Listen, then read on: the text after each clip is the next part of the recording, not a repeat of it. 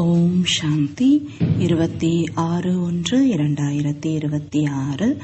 இனிமையான குழந்தைகளே, நீங்கள் அரை கல்பமாக யாரை பக்தி செய்தீர்களோ அதே தந்தை அவரே உங்களுக்கு கற்பித்துக் கொண்டிருக்கிறார். இந்த கல்வியின் மூலமாகவே நீங்கள் தேவி தேவதையாக ஆகிறீர்கள்.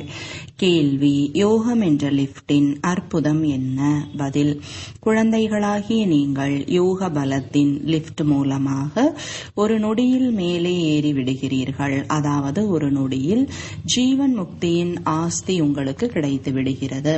ஏணிப்படியில் இறங்குவதற்கு 5000 வருடங்கள் பிடித்தன. மேலும் ஒரு நொடியில் ஏறிவிடுகிறீர்கள் என்பதை நீங்கள் அறிந்துள்ளீர்கள். இதுதான் யோக பலத்தின் அற்புதமாகும். தந்தையின் நினைவினால் அனைத்து பாவங்களும் நீங்கிவிடுகின்றன. ஆத்மா சதோ பிரதானமாக ஆகிவிடுகிறது. ஓம் சாந்தி. ஆன்மீக தந்தை ஆன்மீக குழந்தைகளுக்கு புரிய வைக்கிறார். ஆன்மீக தந்தையின் புகழ் குழந்தைகளுக்கு கூறப்பட்டுள்ளது. அவர் ஞானக்கடல், சத்தியமானவர், சைத்தன்யமானவர், ஆனந்த சுரூபமாவார், அமைதியின் கடலாவார். அவருக்கு அனைத்து எல்லைக்கு அப்பாற்பட்ட பட்டங்களும் அளிக்கப்படுகின்றன. இப்பொழுது தந்தை ஞானக்கடலாவார். மேலும் இந்த சமயம் இருக்கும் மனிதர்கள் அனைவருமே நாங்கள் பக்தியின் கடலாவோம் என்பதை அறிந்துள்ளார்கள். பக்தியில் யார் அனைவரையும் விட தீவிரமாக இருக்கிறாரோ அவருக்கே மதிப்பு கிடைக்கிறது. இந்த சமயம் கலியுகத்தில் இருப்பது பக்தி துக்கம், சத்தியுகத்தில் இருப்பது ஞானத்தின் சுகம். அப்படியின்றி அங்கு ஞானம் இருக்கிறது என்பது அல்ல. எனவே இந்த புகழ் ஒரே ஒரு தந்தையினுடையது ஆகும். மேலும் குழந்தைகளின் புகழும் இருக்கிறது. ஏனென்றால் தந்தை குழந்தைகளுக்கு கற்பிக்கிறார். 2 யாத்திரைகள் உள்ளன என்பதை தந்தை புரிய வைத்துள்ளார். பக்த ஜனங்கள் தீர்த்த யாத்திரை செல்கிறார்கள், நாலாபுறங்களிலும் சுற்றி வருகிறார்கள். ஆக எவ்வளவு காலம் நாலாபுறங்களிலும் சுற்றி வருகிறார்களோ அவ்வளவு காலம் விகாரத்தில் செல்வது இல்லை. சாராயம் போன்ற மோசமான பொருட்கள் எதையும் உட்கொள்ளவோ அருந்தவோ மாட்டார்கள். சில சமயம் பத்ரிநாத், சில சமயம் காசி என்று சுற்றி வருவார்கள். இறைவனிடம் பக்தி செய்கிறார்கள். இப்பொழுதோ பகவான் ஒருவராகத்தான் இருக்க வேண்டும் அல்லவா? எல்லா இடங்களிலும் சென்று சுற்றி வர வேண்டியது இல்லை அல்லவா? சிவபாபாவினுடைய தீர்த்தங்களில் சுற்றி வருகிறார்கள். அனைத்தையும் விட பெரியது பனாரஸ் தீர்த்தம் என்று பாடப்பட்டுள்ளது.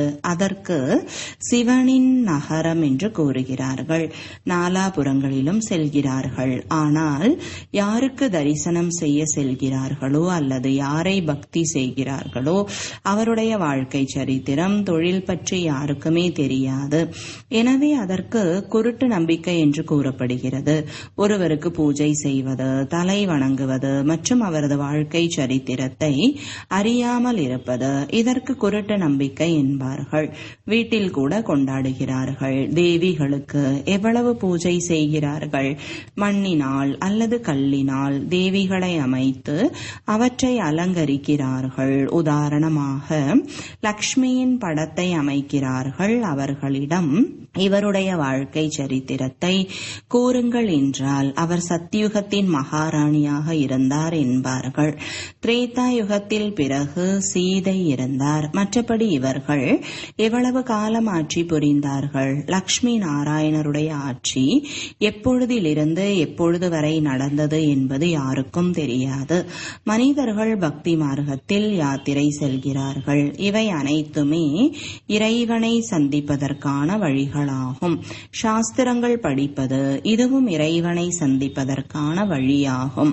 ஆனால் இறைவன் எங்கே இருக்கிறார் என்றால் அவர் எங்கும் வியாபித்து இருப்பவர் என்பார்கள். ஆன்மீக கல்வியின் மூலம் நாம் இவர்களைப் போல ஆகிறோம் என்பதை இப்பொழுது நீங்கள் அறிந்துள்ளீர்கள். யாரை சந்திப்பதற்காக அரை கல்பம் பக்தி மார்க்கம் நடக்கிறதோ அதே தந்தை அவரே கற்பிக்கிறார். கூறுகிறார். பாபா, தூய்மையாக ஆக்குங்கள், மேலும் நீங்கள் யார் என்று உங்கள் அறிமுகத்தையும் கொடுங்கள் என்று கூறுகிறார்கள். ஆத்மாவாகிய நீங்கள் புள்ளி ஆவீர்கள் என்று பாபா புரிய வைத்துள்ளார். ஆத்மாவிற்கு தான் இங்கு ஷரீரம் கிடைத்துள்ளது. எனவே இங்கே காரியம் செய்கிறது. தேவதைகளுக்கு அவர்கள் சத்தியுகத்தில் ஆட்சி புரிந்து சென்றுள்ளார்கள் என்று கூறுவார்கள். கிறிஸ்தவர்களோ இறை தந்தை உண்மையில் சொர்க்கத்தை உருவாக்கினார் என்று புரிந்துள்ளார்கள். நாங்கள் அங்கு இருக்கவில்லை. பாரதத்தில் பாரடைஸ் இருந்தது. அவர்களுடைய புத்தி நன்றாக உள்ளது.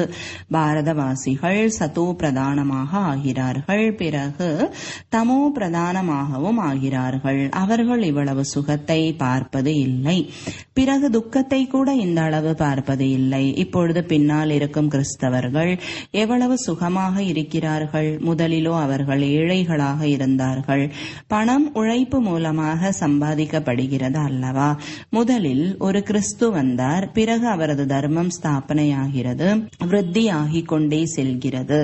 1 2, 2 4, இவ்வாறு அதிகரித்துக் கொண்டே இருக்கிறது. இப்பொழுது பாருங்கள், கிறிஸ்தவர்களுடைய மரம் எவ்வளவு ஆகிவிட்டுள்ளது.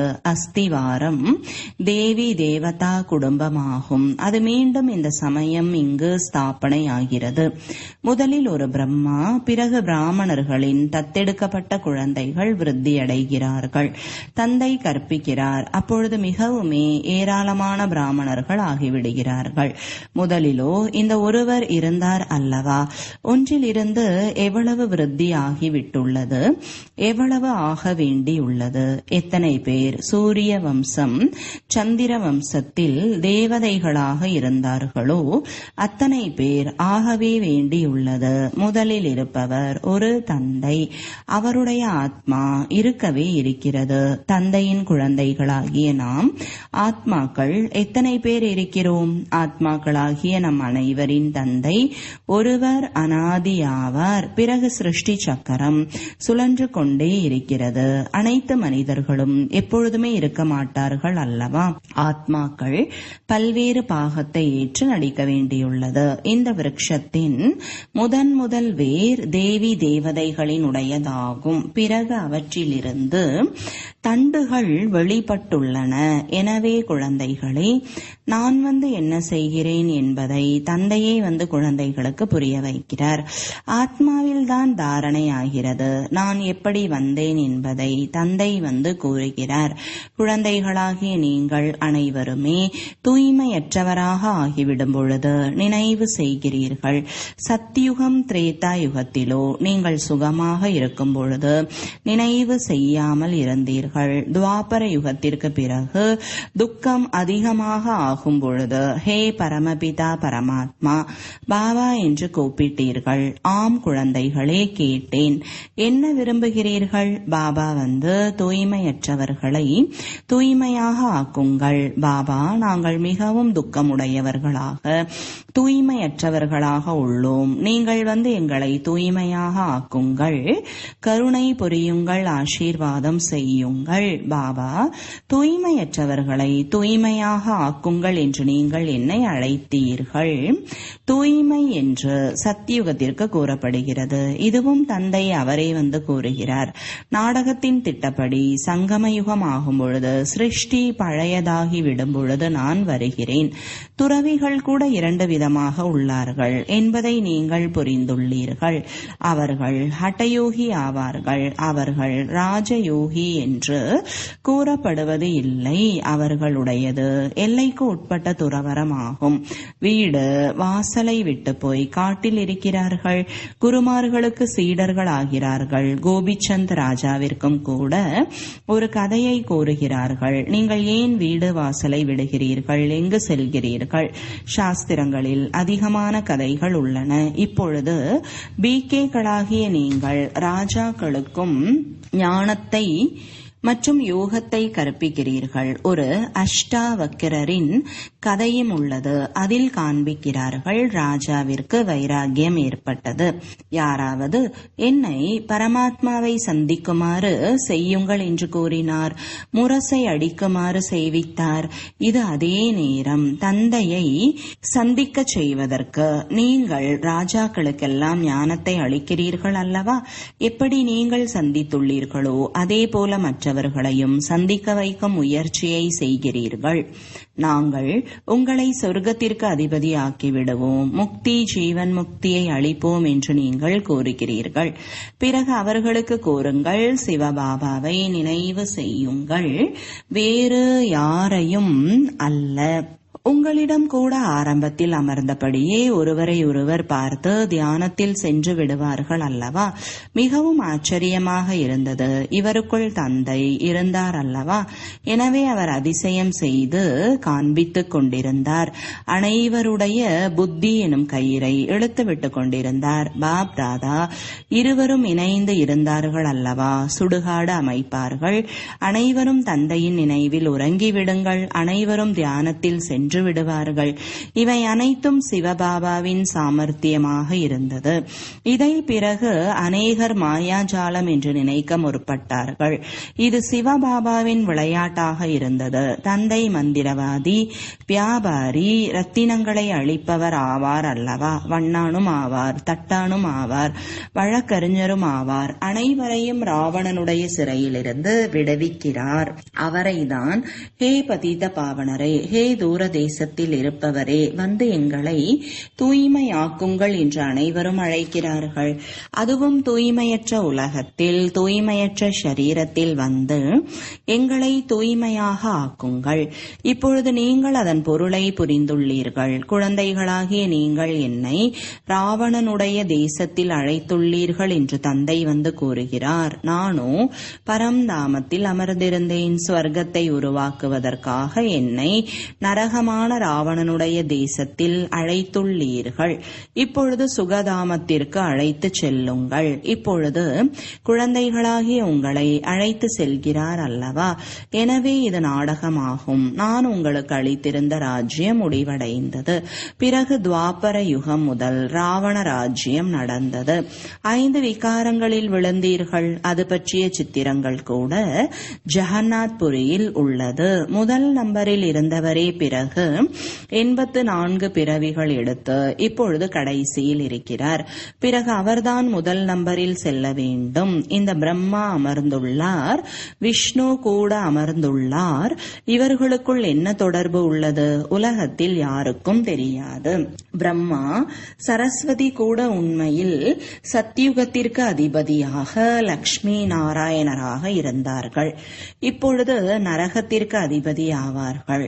இப்பொழுது இவர்கள் இந்த லக்ஷ்மி நாராயணராக ஆவதற்காக தபஸ்யா செய்து கொண்டிருக்கிறார்கள். தில்வாடா ஆலயத்தில் முழுமையான நினைவார்த்தம் உள்ளது.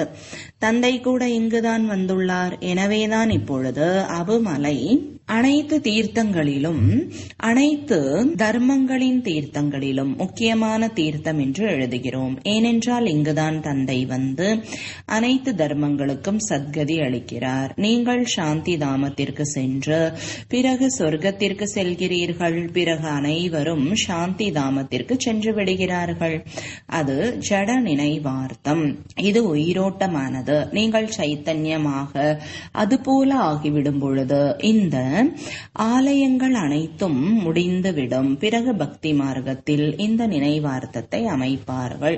இப்பொழுது நீங்கள் சொர்க்கத்தை உருவாக்கி கொண்டிருக்கிறீர்கள். சொர்க்கம் மேலே இருக்கிறது என்று மனிதர்கள் நினைக்கிறார்கள். இதே பாரதம் சொர்க்கமாக இருந்தது, இப்பொழுது நரகமாக உள்ளது என்பதை நீங்கள் புரிந்துள்ளீர்கள். இந்த சக்கரத்தை பார்த்த உடனேயே முழு ஞானமும் வந்து விடுகிறது. துவாபரம் முதல் வேறு வேறு தர்மங்கள் தர்மங்கள் வருகின்றன. ஆக இப்பொழுது பாருங்கள் எவ்வளவு தர்மங்கள் உள்ளன. இது இரும்பு யுகமாகும். இப்பொழுது நீங்கள் சங்கம யுகத்தில் உள்ளீர்கள். சத்தியுகத்திற்கு செல்வதற்கான முயற்சி செய்கிறீர்கள். கலியுகத்தில் அனைவருமே கல்புத்தியாக உள்ளார்கள். சத்தியுகத்தில் தங்க புத்தியாக இருப்பார்கள். நீங்கள் தான் தங்க புத்தியாக இருந்தீர்கள். நீங்கள் தான் பிறகு கல்புத்தியாக ஆகியுள்ளீர்கள். மீண்டும் தங்க புத்தியாக வேண்டும். இப்பொழுது தந்தை கூறுகிறார், நீங்கள் என்னை அழைத்தீர்கள், எனவே நான் வந்துள்ளேன். மேலும் உங்களுக்கு கூறுகிறேன், காமத்தை வென்றீர்கள் என்றால் உலகத்தை வென்றவர் ஆகிவிடுவீர்கள். முக்கியமானது இந்த விகாரம். சத்தியுகத்தில் அனைவருமே நிர்விகாரியாக இருப்பார்கள். கலியுகத்தில் விகாரிகளாக இருக்கிறார்கள். குழந்தைகளே, இப்பொழுது விகாரமற்றவர் ஆகுங்கள் என்று தந்தை கூறுகிறார். 63 பிறவிகள் விகாரத்தில் சென்றுள்ளீர்கள். இப்பொழுது இந்த கடைசி பிறவியில் தூய்மையாக ஆகுங்கள். இப்பொழுது அனைவருமே சாகத்தான் வேண்டும். நான் சொர்க்கத்தை உருவாக்க வந்துள்ளேன். எனவே இப்பொழுது என்னுடைய ஸ்ரீமத் படி நடந்து செல்லுங்கள். நான் என்ன கூறுகிறேனோ அதை கேளுங்கள். இப்பொழுது நீங்கள் கல்புத்தியை தங்க புத்தியாக ஆக்குவதற்கான முயற்சி செய்து கொண்டு இருக்கிறீர்கள். நீங்கள் தான் முழுமையாக படி இறங்குகிறீர்கள், பிறகு ஏறுகிறீர்கள். நீங்கள் ஜின் பூதத்தை போல. ஜின் பூதத்தின் கதை உள்ளது அல்லவா? எனக்கு வேலை கொடு என்று அது கூறியது. ஆக ராஜா கூறினார், நல்லது, படி ஏறு மற்றும் இறங்கு. இறைவனுக்கு என்ன வந்தது என்று இவ்வாறு படியில் ஏற வைக்கிறார் மற்றும் இறங்க வைக்கிறார் என்று அநேக மனிதர்கள் கூறுகிறார்கள். பகவானுக்கு என்ன ஆகியது என்று இது போல ஏணிப்படியை அமைத்தார். இது அனாதி நாடகம் என்று தந்தை புரிய வைக்கிறார். நீங்கள் 5000 வருடங்களில் 84 பிறவிகள் எடுத்துள்ளீர்கள். உங்களுக்கு கீழே இறங்குவதற்கு 5000 வருடங்கள் பிடித்தன. பிறகு ஒரு நொடியில் மேலே செல்கிறீர்கள். இது உங்களுடைய யோக பலத்தின் லிப்ட் ஆகும். நினைவு செய்தீர்கள் என்றால் உங்கள் பாவங்கள் நீங்கிவிடும் என்று தந்தை கூறுகிறார். தந்தை வந்துவிடும் பொழுது நீங்கள் ஒரு நொடியில் மேலே ஏறி விடுகிறீர்கள். பிறகு கீழே இறங்குவதில் 5000 வருடங்கள் பிடித்தன. கலைகள் குறைந்து கொண்டே போகிறது. ஏறுவதற்கோ லிப்ட் உள்ளது. ஒரு நொடியில் ஜீவன் முக்தி சதோ பிரதானமாக ஆக வேண்டும். பிறகு மெதுமெதுவாக தமோ பிரதானமாக ஆகிவிடுவீர்கள். 5000 வருடங்கள் பிடிக்கிறது. நல்லது. பிறகு தமோ பிரதான நிலையிலிருந்து சதோ பிரதானமாக ஒரு பிறவியில் ஆக வேண்டும். இப்பொழுது நான் உங்களுக்கு சொர்க்கத்தின் அரசாட்சியை அளிக்கிறேன். எனவே நீங்கள் தூய்மையாக ஏன் ஆகக்கூடாது? ஆனால் காமம், கோபம் ஆகியவை கூட உள்ளன அல்லவா? விகாரம் கிடைக்காமல் இருக்கும் பொழுது பெண்களை அடிக்கிறார்கள், வெளியே தள்ளி விடுகிறார்கள், நெருப்பில் இடுகிறார்கள். அபலைகள் மீது எவ்வளவு கொடுமைகள் நடக்கின்றன. இதுவும் நாடகத்தில் அமைந்துள்ளது. நல்லது. இனிமையிலும் இனிமையான காணாமல் போய் வெகு காலம் கழித்து கண்டெடுக்கப்பட்ட குழந்தைகளுக்கு தாயும் தந்தையுமான பாப்தாதாவின் அன்பு நினைவுகள் மற்றும் காலை வணக்கம். ஆன்மீக குழந்தைகளுக்கு ஆன்மீக தந்தையின் வணக்கங்கள். ஆன்மீக தந்தைக்கு ஆன்மீக குழந்தைகளின் அன்பு நினைவுகளும் வணக்கங்களும். தாரணைக்கான முக்கிய சாரம். முதலாவது, உலகிற்கு அதிபதி ஆவதற்கு, உலக அரசாட்சியை பெற வேண்டும் என்றால் காம விகாரத்தின் மீது வெற்றி அடைய வேண்டும். முழுமையாக விகாரமற்றவர்களாக அவசியமாக வேண்டும். இரண்டாவது, எப்படி நமக்கு தந்தை கிடைத்துள்ளாரோ அதே போல அனைவரையும் தந்தையை சந்திக்குமாறு செய்யும் முயற்சியை செய்ய வேண்டும். தந்தையின் சரியான அறிமுகத்தை கொடுக்க வேண்டும். உண்மையிலும் உண்மையான யாத்திரையை கற்பிக்க வேண்டும். வரதானம். துக்கமான உலகம் அருகில் இருந்தாலும் கூட கவலையற்ற உலகின் ராஜ்யத்தை அனுபவம் செய்யக்கூடிய அஷ்ட சக்திகளின் சொரூபம் ஆகுக. விளக்கம். துக்கம் மற்றும் துக்கமற்ற ஞானம் இப்பொழுது இருக்கிறது. துக்கமான உலகம் முன்னால் இருந்தாலும் கூட எப்பொழுதும் கவலையற்ற ராஜ்யத்தின் அனுபவத்தை செய்வது, இதுதான் அஷ்ட சக்திகளின் சொரூபம். கர்ம இந்திரியங்களை வென்ற குழந்தைகளின் அடையாளம். இப்பொழுதுதான் பாபாவின் மூலம் அனைத்து சக்திகளின் பிராப்தி ஏற்படுகிறது. ஆனால் ஒருவேளை சகவாச ஆபாச தோஷத்தினால் அல்லது கர்மேந்திரியங்களுக்கு வசப்பட்டு தனது சக்தியை இழந்துவிட்டால் கவலையற்ற ராஜ்யத்தினால் அடைந்த போதை மற்றும் மகிழ்ச்சி தானாகவே இழந்து விடுவோம். கவலையற்ற ராஜ்யமும் பரம ஏழ்மை நிலையை அடைந்துவிடும். ஸ்லோகன்: திடத்தன்மையின் சக்தி எப்பொழுதும் துணையாக இருந்தால் வெற்றி கழுத்தின் மாலையாகிவிடும்.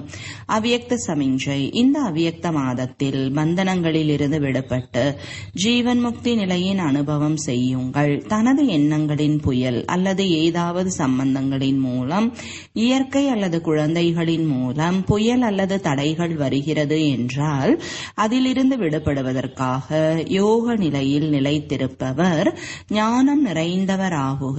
எதுவரை யோக நிலையில் நிலைத்திருக்கவில்லையோ அதுவரை தடைகளோடு போராட வேண்டி இருக்கும். ஓம் சாந்தி.